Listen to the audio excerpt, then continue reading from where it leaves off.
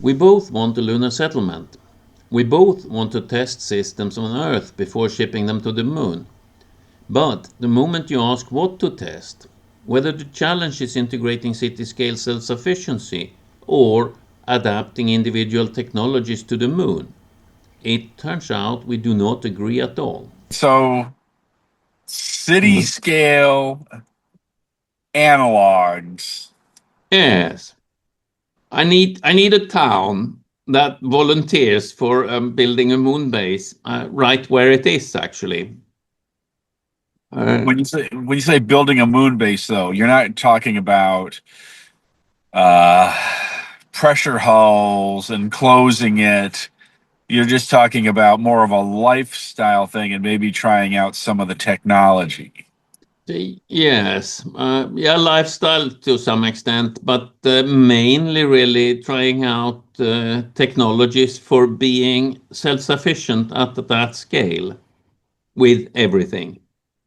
How many people are you talking about at a minimum? I don't know, to be honest. My guess is the minimum will be some, well, a few thousand, maybe Okay. 10. Wow. So 10,000 minimum. So that's a pretty big town. Yeah, I mean, we need to not only produce everything that's needed, but also produce every piece of equipment needed to produce those things. So are you going to isolate the town physically and economically to simulate, the remoteness and logistical problems of being on the moon? I don't think isolating it physically would be something that will go down well with prospective inhabitants. I don't think economically either. I mean, people are going to want their Amazon deliveries. Yeah, but that's luxury. But that's fine. But so yes, no, I agree. It should not be. It cannot politically be completely economically self-sustainable as such, because if you want to buy something from Amazon, you have to sell something to afford to buy it. So you also need to have some production that is not for self-sufficiency. Yeah, but like we've talked before, most of the stuff, I mean, almost everything that a settlement is going to export for profit is going to probably be electronic. It's going to be digital, right? There's nothing physically on the moon that they are going to ship to Earth to make money. I mean, yeah, sure, some souvenirs, maybe some scientific samples, but overall, it's going to be digital products, most Indeed. likely entertainment and research. I think more and yes, and research, but more research technician work. You go out and gather data for a research center on Earth who does the actual thinking and publishing for it, and thus Right. pays the money. Right. Well, either that or, you go out and you gather all the data and then you sell the data. Yes, And exactly. yeah. That's kind of what I meant. Yeah, something like that. One way or the other, but yes, Earth would be the one who would pay for it, and then they would be the ones that actually manipulate the data and publish or build stuff with it. And do the research. I mean, there is no need to have a research center on the moon. What in the early stages, it's difficult enough to survive. In order to do relevant research, you need to have more education and more people to get the critical mass. You can't be one researcher. That doesn't work that way. Yeah, it doesn't work well that way, at least in the modern paradigm. Yeah, But yeah, the Moon Village Association has a paradigm where they see settlements as hosts for other organizations. So like your settlement would provide the infrastructure and the resources and basically be like an office park, right? yeah. Where other organizations would then rent that space to do whatever they're going to do. So if you wanted to do something like that, then you could have space available for rent for a university or a research grant center or for a company that would then go in and provide their own people and do their own activities. You're just providing the space and the infrastructure to keep them alive. Yeah, but then if we're providing the infrastructure, then somebody doing the work, if that person is going to travel back and forth to Earth, that's a huge extra expense. Yeah. That will But dwarf anything else that you spend on it. well, yeah, right now. You gotta assume though that if there's actually that kind of volume of people and equipment and whatever, the price has gone down just due to the fact that there's going to be more demand for travel, right? Right now it's space travel is a specialty, right? And a lot of these, I mean, the rockets are usually just one-offs, except for, of course, SpaceX and maybe Blue Origin now, but as demand increases, transportation costs should go down. That's typically what happens. Yeah, it will go down obviously, but still, it will be way more expensive than going anywhere on Earth, and it will remain expensive. It'll all be relative, I think. I mean, transportation on Earth is cheap because we burn cheap fossil fuel. You know, if the Yeah, true cost of fossil fuel was factored into the cost, it would be a lot more expensive to travel on Earth also. Not as expensive as space travel, but it would start to get a little more comparable. yeah. I mean, on Earth you can pretty easy travel by electricity, which you can get from solar power. Not that it's done in particularly large amount at the moment, but it's possible. But rockets with solar power, that's not the launch plan, I think. No, but I mean, theoretically, if we're talking theoretically, space elevators would use electricity also, and they would bring Space the cost elevators down. could, yes. Yeah. Will cost something to build a space elevator, especially on Earth. It's slightly cheaper on the moon. Yeah, well, it's probably significantly cheaper because a lunar space elevator doesn't require any exotic materials, right? We can do it with our current metallurgy. Back Mm. to Back to the cities. base. Yes. So the idea of having moon-based analog twins, not just one analog twin to one moon base, but a large number of archaeology analogs. I guess I'm still confused a bit about why, right? Because I can see an analog if it is physically the same as your settlement, right? Because then if things, it's like what NASA does, right? They build a simulation. So if something goes sideways during the mission, they have people right there that can go into it and figure it out because the equipment is the same and everything is the same. Yep. Your city will not have that, right? It's still going to be just a terrestrial town. It's not going to have pressure hulls. It's not going to be the same size or the same amount of people. So, what do you Mm, get out of having the analogs?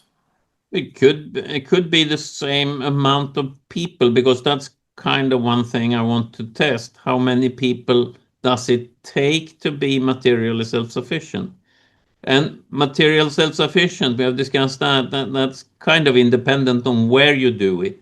Okay, it is just kind of independent because things like pressure hulls, yes, you do need that. Yeah, I mean, you could get some data out of it, much more on the social end of it, I think. But again, they're not isolated. They're not stuck inside pressure hulls for the rest of their lives. They're not, a quarter of a million miles away from the rest of humanity. They don't have a hostile, lethal environment just outside. So you get some data, but I'm not sure it's worth all the effort and expense to go ahead and do that. I could see it for a small settlement, like your initial settlement, like I said, where you could have an exact copy of your settlement on Earth physically that you can then test or do repairs or whatever. But honestly, I think at a certain point, a settlement's going to grow, and there's really no point in us trying to predict how big it's going to be or how they're going to make this larger settlement, because the settlers are going to start deciding all of that. Yeah, no, I agree, but that's kind of the point of it, really. From my perspective, it is to see to study the processes. How do you put processes together that are necessary and able to sustain the town?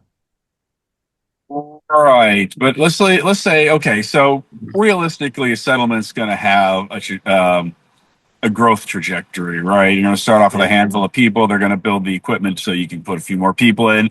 They're going to expand it, and it's all of that we can model because it's small scale and it's kind of predictable, right?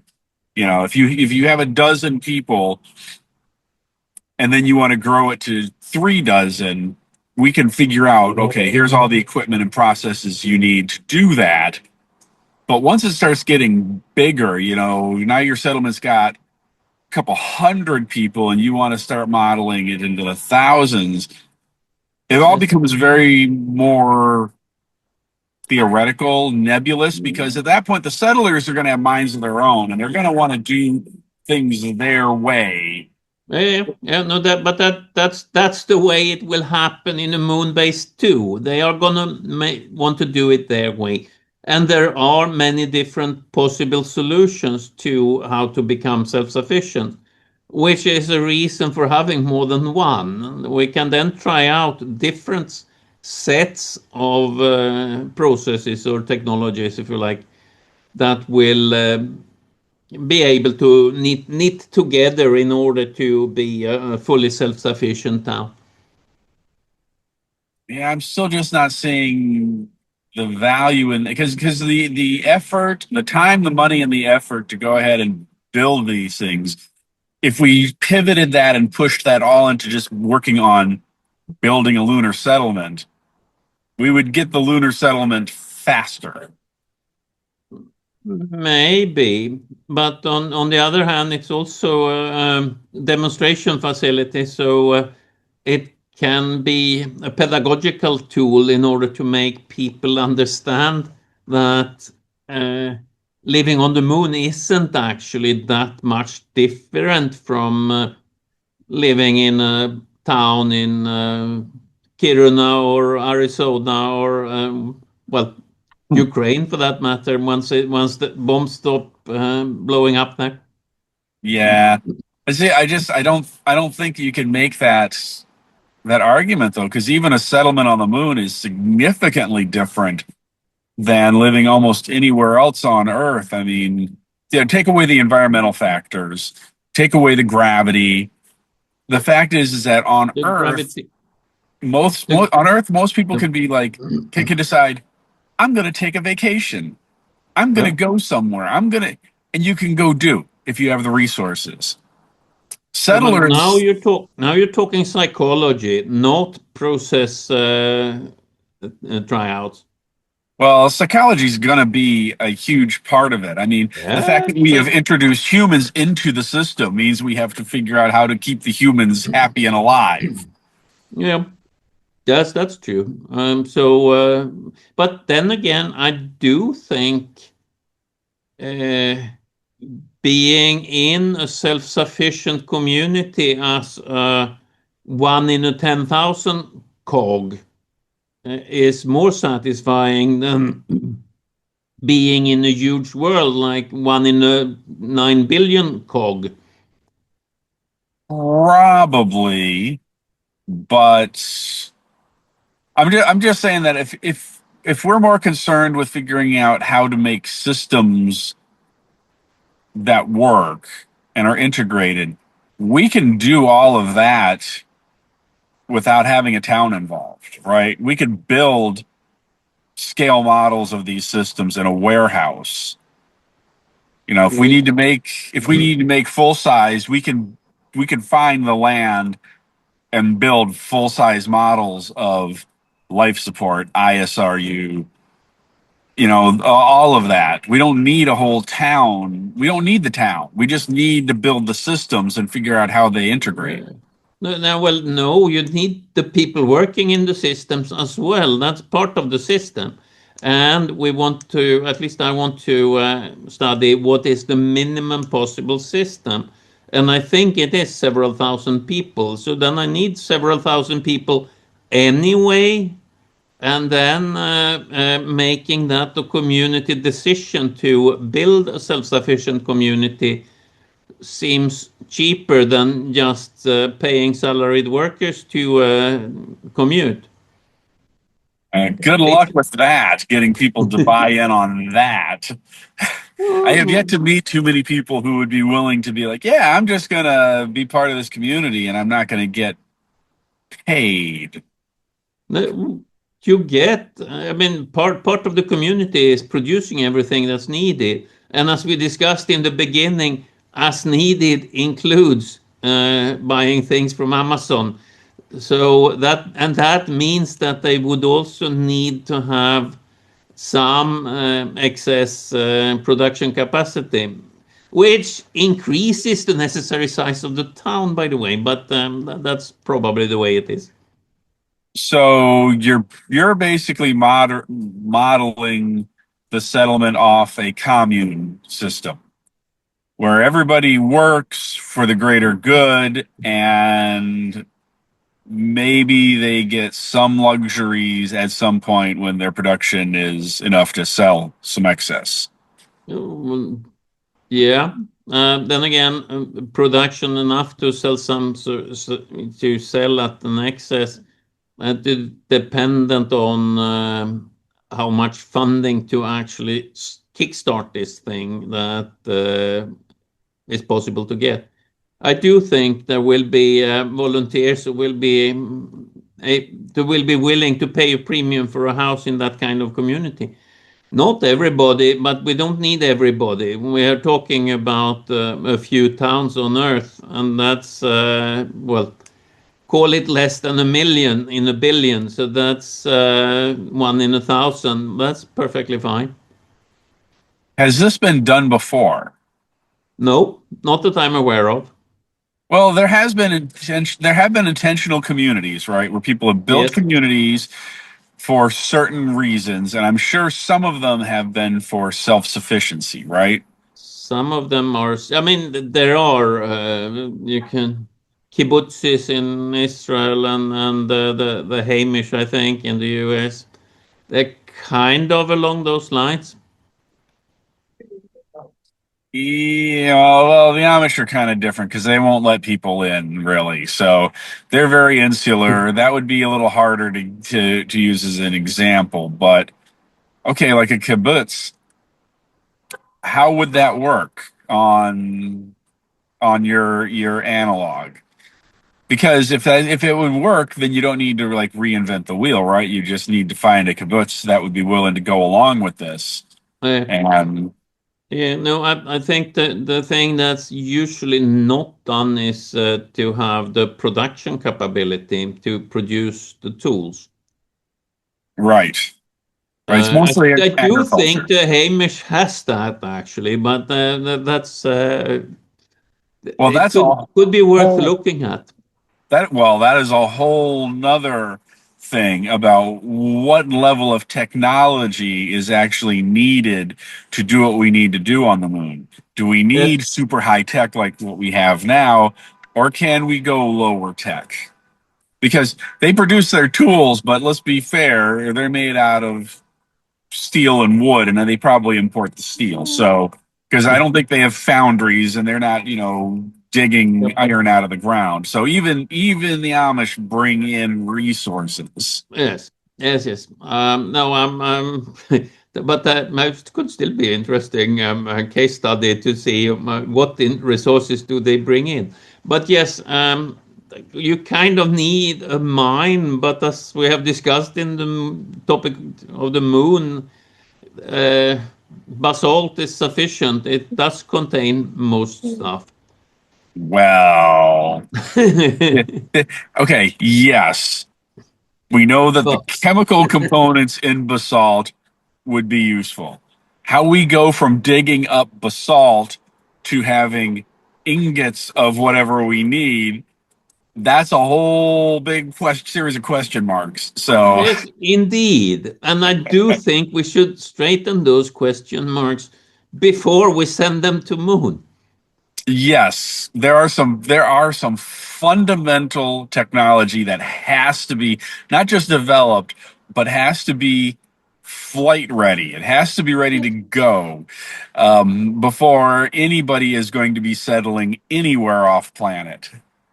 Exactly. And that needs to be done. And it will take a large amount of people to work in that kind of factory because we will likely want to back down a couple of technology levels in order to be able to handle it with a smaller group of people than is currently involved in manufacturing whatever. And we don't want it to be transported 10 times across the Canadian border either. Right. So that's one of the big questions. Not only is how we're going to do all of this, but how many man hours is it going to take to do this? Yes, and the proof in point there is it should take fewer man hours to do it than there are people it has to support. True, true. But it becomes kind of a self-defeating prophecy because if we're taking things down tech levels, which I agree with, that usually means there's a corresponding increase in the amount of man hours needed to get stuff done, right? It is, yes. Which means we need more people, which means we need more resources and infrastructure to support those people, which needs more man hours to build and maintain. So it could be that you never close the gap. It could be, but the amount of man hours we today spend at agriculture, mining, and manufacture is tiny compared to what we spend at entertaining each other. Well, that's here on Earth where it's Yes, easy living and we have a global industrial base and exactly. automation and everything else. So I don't if we're talking taking it down a few tech levels, I don't know if that's an actual equal comparison. We might need to look at how many man hours did it take to keep a small village alive back in the Middle Ages.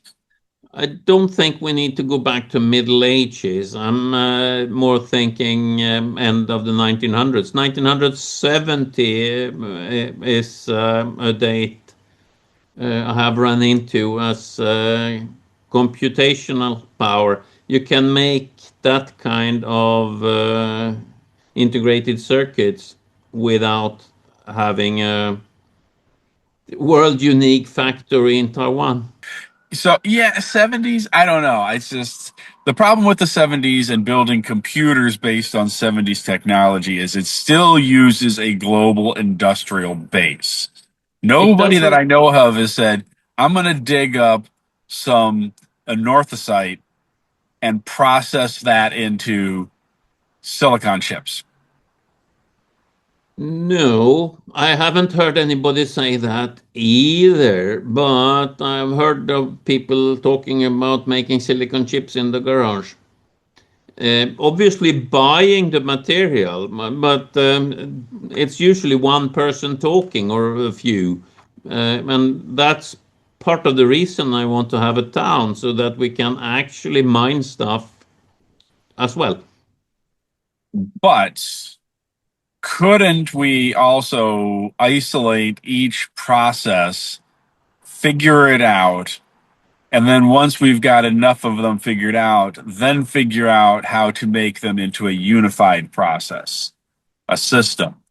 So we wouldn't need a town. We just need to figure out how are we going to mine basalt? How are we going to refine basalt? Just one step at a time, lock it in, and then knit it all together as a system. Yes, that would also work technically for studying the processes. The thing, what another thing I think is important here is to make people aware that it isn't that much different living on the moon to living on Earth, and then having a small community having all technology that will be needed to live on the moon. That's a powerful example. True. But instead of trying to convince a town of thousands to go along, might it not be easier to get some cheap land somewhere in the middle of nowhere, build an intentional community, and then have people move there who are gung ho about the mission and are excited about it? And then you can say, hey, look, we got a community of several hundred people here, and we're self sufficient, and we're working on processes and stuff. Might that not Yes, be easier than trying to convince an existing town to go in a completely different direction? I said I need a town. I didn't say I needed one with existing inhabitants. Okay. There are empty towns available, more or less available, I guess. But yeah, More or less available. Yeah, I would be hesitant to grab one of the empty cities in China, but they do exist. But there's also cheap land all over the world. It it wouldn't is. be, but other intentional communities have failed spectacularly, so we would have to make sure we learn from their mistakes. Yes, Uh, Still and that's a seems. governance. That's a governance problem, and yeah, not really my field. We would need some help with that, I think. I'm not sure it's just a governance. I think it's definitely a people problem. Yes. That um, I think a lot of people get very excited about ideas and then jump in and find out this is not what I thought it would be at all. Yeah. Because an isolated community is still an isolated community, and there is a reason why those communities usually lose people and then disappear. Because most people don't want to live out in the sticks where there isn't much to do. Most people Yeah. want to move away from that environment. I'm not sure if it is things to do that is the problem. You may be right, but I'm not gonna try to restrict the internet for one thing, and that seems Oh. to be what people do most of the time. Well, I'm talking for myself to a large extent there, maybe. Well, it's mostly going to be self-selecting, right? People who have to go to the opera or have to have fancy coffee all the time, they're not going to want to join your settlement in the Sahara, right? Because they're just not going to get what they need. So there will be a self-selecting process. Yeah, unless they're good at making that fancy coffee, then they might gather a crowd. Well, but then they have to import the ingredients. And if you're Yeah, trying, and if you're, growing coffee is not that difficult. I, Just I would just not need the know. right temperature and light and moisture. I Doable. wouldn't know, but I think that would be a good thing to study. How would you grow coffee in a lunar settlement? Because guaranteed somebody is going to want to at some point. Yes, We should also research how to make alcohol because that's also going to be a thing. yes. We need grains anyways for making bread and stuff. So yeah, you just overcook the grains and you get alcohol or some such. Oh, we don't need grains. You get potatoes, right? We're still talking about city-sized analogs, and I'm not convinced that we need something like that. Because by the time a settlement gets to be city size, they are going to be off on their own, doing their own thing, and anything that we predict is not going to be what they end up doing. No, but it's not prediction. Hmm. I mean, the idea with it being an analog, it's more of a network of experiment containers, if you want. So you can discuss between them. Shall we do welding or shall we do forging? How do you concentrate beryllium, if in case beryllium is needed? I'm not sure. Probably not actually. But Not, take something else. not even. I don't even know if we found beryllium, but who knows, right? Yeah. Yeah, I get that, but I also there's no reason why you couldn't have that dispersed across the planet as well, right? I mean, you Yeah, could yeah. have somebody in Australia working on forging and somebody in, Italy working on welding. But it's interconnected, if you extract a lot of iron, then you need to consume that iron. Otherwise, it will be a mismatch there. Not saying that that can't be calculated. Yes, it can. And that's my intention here in LabTresk is to do demonstrators, and they are not going to be connected because it's too small for that. Well, yeah, I mean, that's kind of my thing is that none of the technology exists that we need for lunar settlement, right? I mean, we may have, I know we've had this discussion I before. disagree strongly on that. I see, and my point is yes, we may have knowledge, we may have technology, but all of it has to be modified to some point. And none of it has, in which case none of the technology exists specifically for lunar settlement. I can't grab stuff off the shelf and place it into a lunar settlement and be done with it. You can't grab things off the shelf and place it on the moon and without thinking about it, at least. I do think most of what is needed on the moon can be taken off shelves here. It might have been need to be modified slightly, and some of it may need to be modified a lot, but I think the modified a lot bits are very few actually. Well, see, I'm the reverse of that. I think that most of it's got to be either made new because our requirements for settlement are not what the common requirements are, right? We require that equipment has to be maintained and built using lunar resources. That is not a requirement that anybody else uses. So Yeah, but anything on the shelf nowadays is not going to meet that requirement. that requirement you can test in a self-sufficient town. And that's precisely a key part of why I think self-sufficient towns is a good idea. Yeah, what I'm just saying is that the technology doesn't exist. I can't even grab a design for a motor, for an electric motor built using lunar material. Doesn't exist. Yeah, okay. I haven't looked for a electric motor using aluminium coil, but Right. it isn't. You need more of it, so you get a bigger motor. But it doesn't make sense trying that on Earth. Oh, it Essentially, does. It does make sense because we're going to need electric motors on the yes. moon. We need to figure out how to make them. And it's not just that the coils are bigger, it generates different heat. I mean, the whole shebang is different because on Earth, we just use copper wire because it's common and it's cheap. Boom, done. We already Yeah. engineered the crap out of that.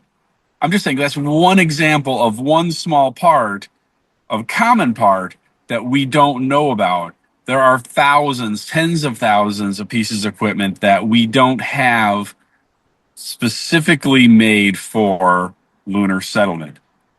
We Yep. could take what we have now, modify it, drop it on the moon, and it would probably work for a while, but it would require constant input from Earth to keep it going. We'd basically Yeah. have an outpost.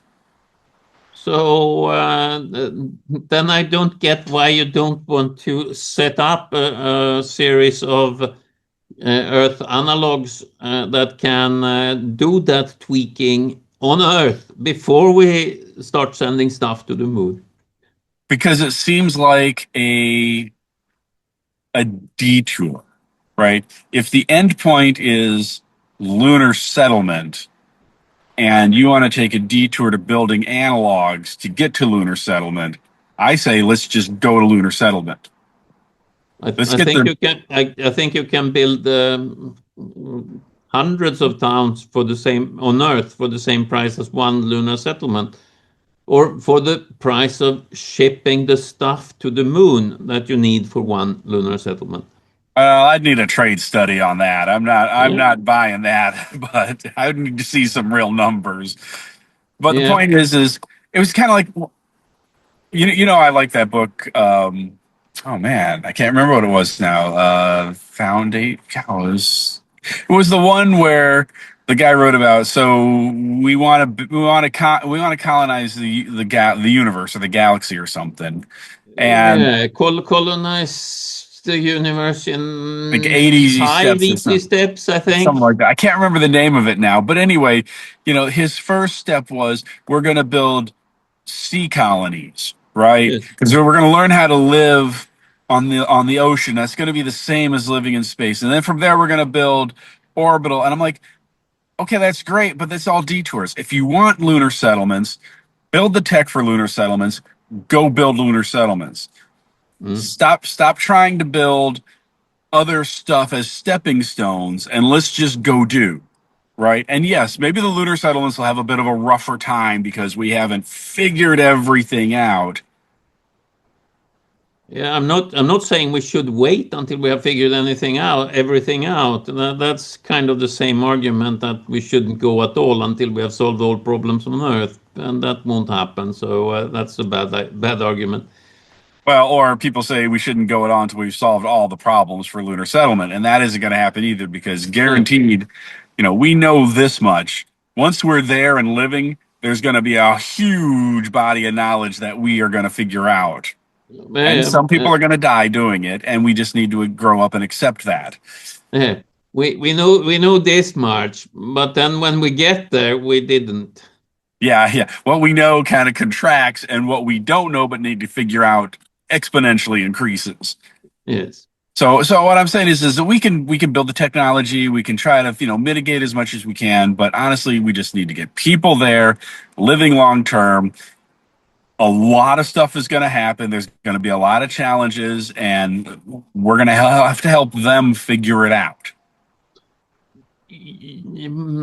I kind of disagree with having them figuring it out. There's a billion, it's 8 Oh, billion, 9 billion people on Earth. Some that's what of I them said. can help the moon settlements figuring it out, and Yeah, that's what I said. we can kickstart that because it's way cheaper than sending building a moon base.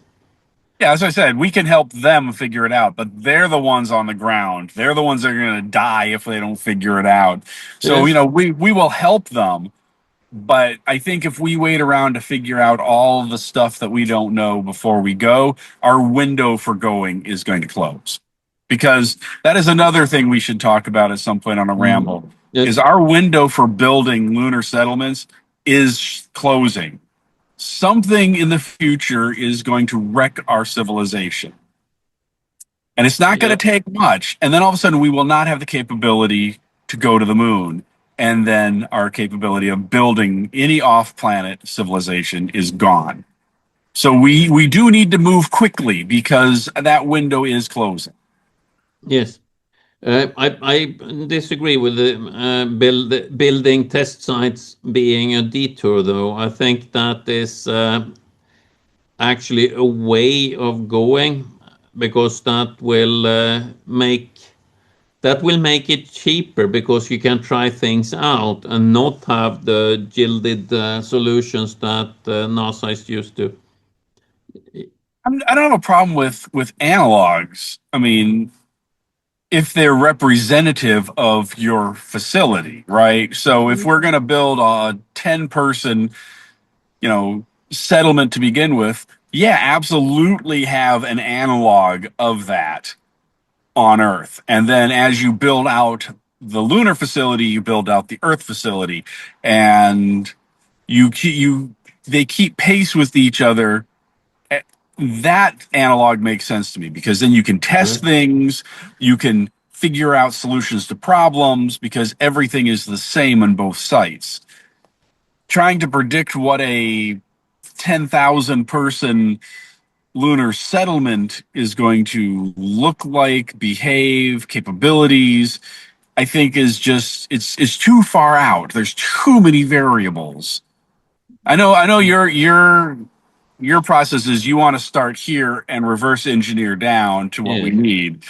I'm saying I think that's hard to do with an analog because you don't know what 1,000 person lunar settlement is going to look like. So building an analog of that is going to be more difficult as opposed to building at the base and working up. But what is the base? Well, like I said, you start out with your 10 person settlement. Well, 10 persons are not self-sufficient, so then No, you they don't want, have no chance at all to become self-sufficient.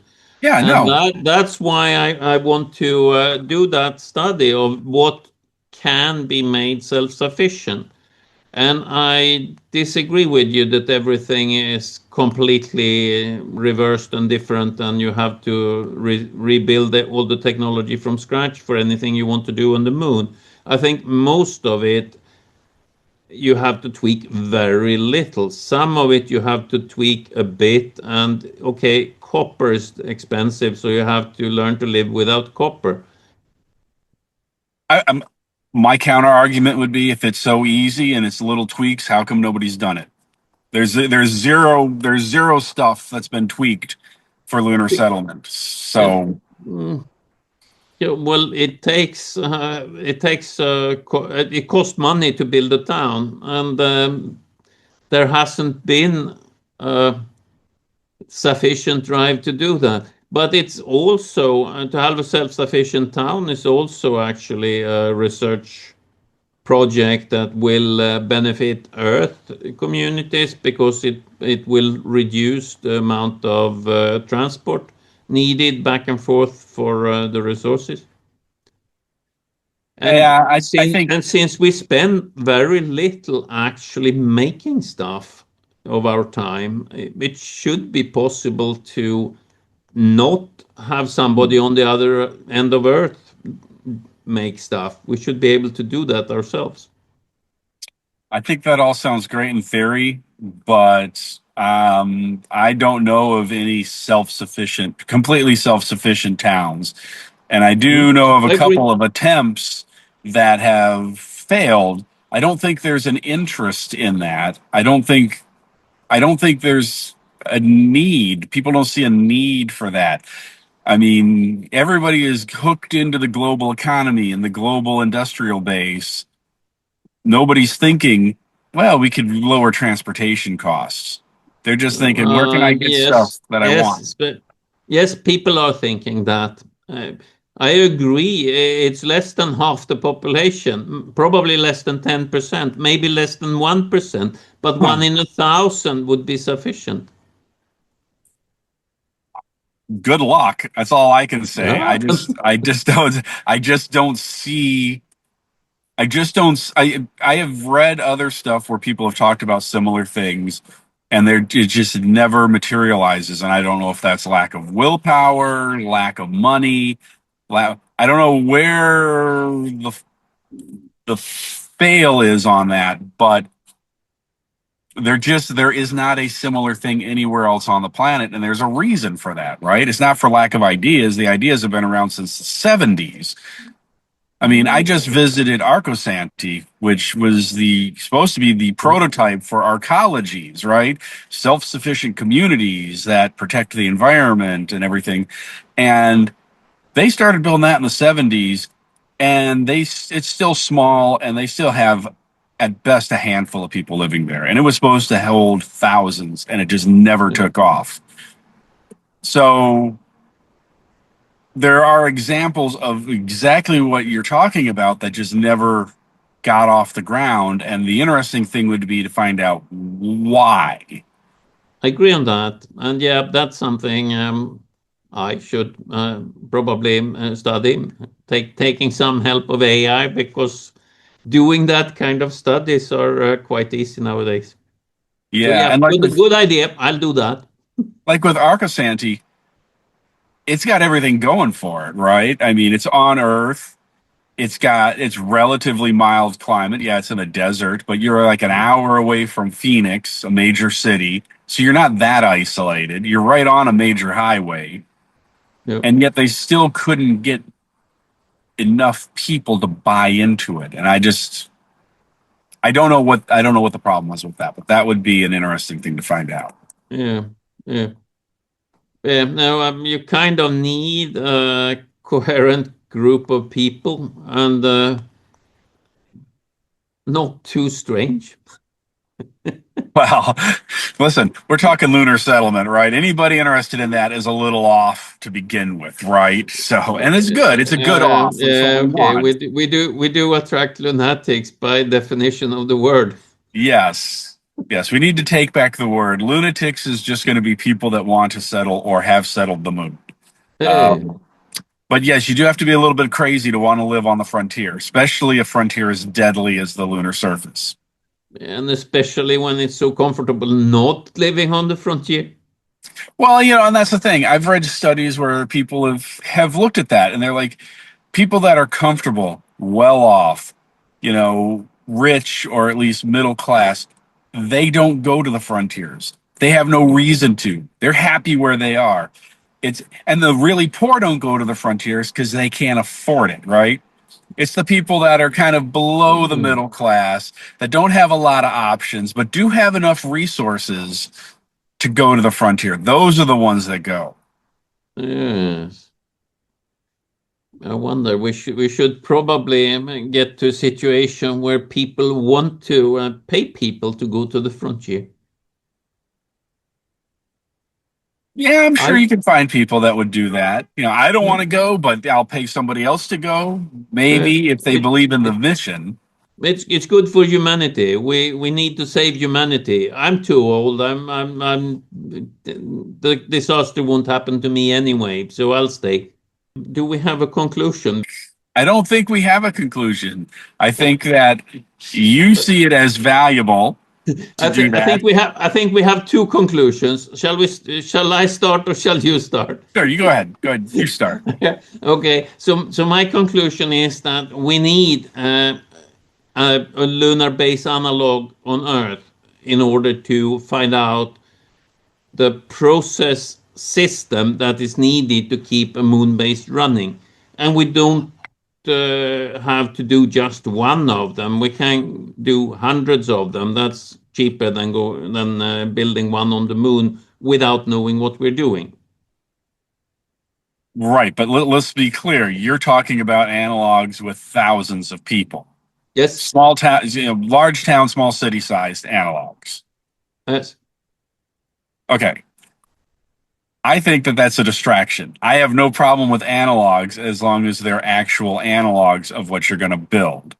And I think that if we want to build a settlement on the moon that has a couple thousand people in it, then we should just work on building the settlement on the moon with a couple thousand people in it. And by the time that we actually get to actually start building it, we will have at least one analog here of the same size. And as the lunar settlement grows, the Earth analogs grow at the same pace and the same design so that we have one-to-one parity between the analog and the actual settlement. And that if we want to figure out systems and processes, we can do all of that without having to build or co-opt a a town. Where do you stand? Precursor towns, distributed research, or just start building?